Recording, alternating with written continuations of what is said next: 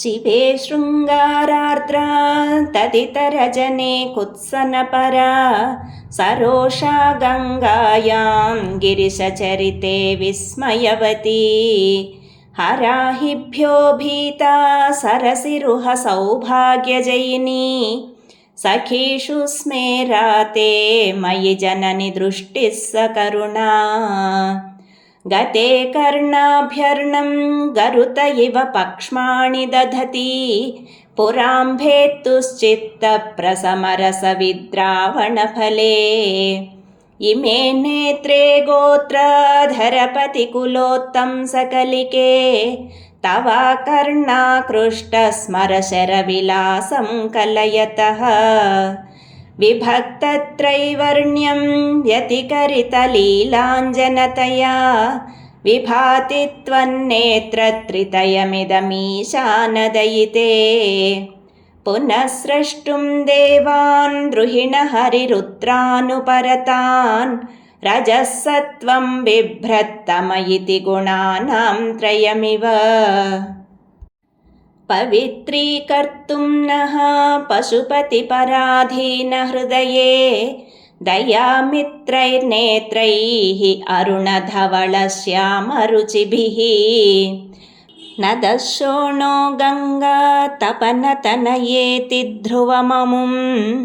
त्रयाणां तीर्थानाम् उपनयसि सम्भेदमनघम् निमेषोन्मेषाभ्यां प्रलयमुदयं याति जगति तवेत्याहुः सन्तो धरणिधरराजन्यतनये त्वदुन्मेषाज्जातं जगदिदमशेषं प्रलयतः परित्रातुं शङ्के परिहृतनिमेषास्तव दृशः तवापर्णे कर्णे जपनयनपैशून्यचकिता निलीयन्ते तोये